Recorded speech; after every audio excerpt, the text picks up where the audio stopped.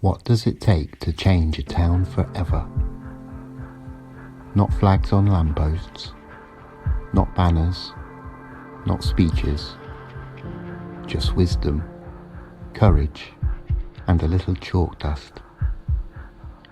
A century ago, everyone in Kettering knew her. Today, barely anyone does. Back then, she was simply known as our Sophie. By day, she stitched clothes. By night, she taught working women. And from her front room, she quietly rewired education across Northamptonshire.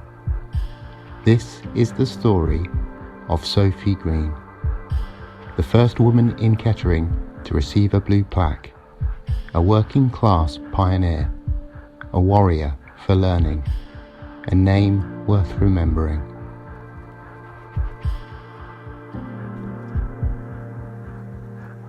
Sophie Green was born on the 2nd of February 1881 in Cranford, St John. Her family moved where the work was, Titchmarsh, Barton Seagrave, then Exeter Street, Cobden Street, and finally St Peter's Avenue. That street became her stage. As a young woman, she worked at the Kettering Clothing Cooperative, one of thousands powering the town's thriving clothing trade. But Sophie wanted more than seams and stitches. She wanted education. And when the Workers' Educational Association opened its doors, Sophie walked straight in. The WEA, the Workers' Educational Association, began in 1903 with a simple idea: education for everyone. She began by holding classes in her own front room at St Peter's Avenue, where working women gathered after long shifts to learn and talk and think. By 1919, Sophie Green was its tutor organiser for a radical new scheme, bringing education to rural women. She cycled from village to village, books strapped to her bike, stepping into kitchens where opportunity had never arrived. The suffragette movement, the fierce struggle for women's voting rights, at its height between 1905 and the First World War, changed the atmosphere of Britain. There's no surviving evidence that Sophie marched, protested, or took part directly, but it's hard to believe she wasn't heavily influenced by it. A young working class woman teaching and organising at the very height of that fight. The spirit of it must have been in the air she breathed. For 20 years she carried knowledge across Northamptonshire, and she didn't just teach, she built.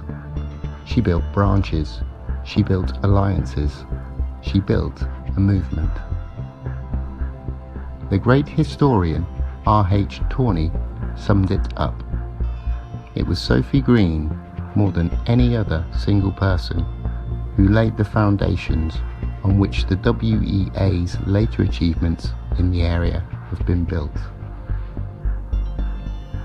Her influence reached far beyond the classroom. She served on the Board of Education.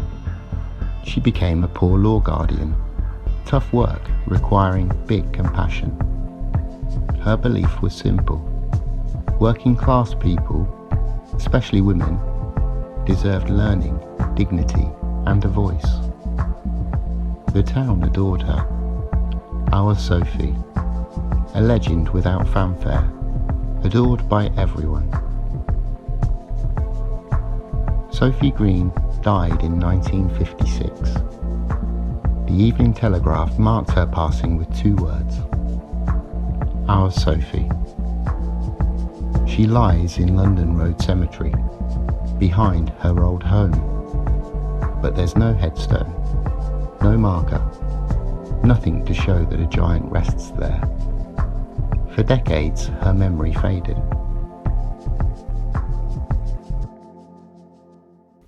On International Women's Day, the 8th of March 2021, Sophie Green was finally honoured with a Blue Plaque, the first ever in Kettering for a woman.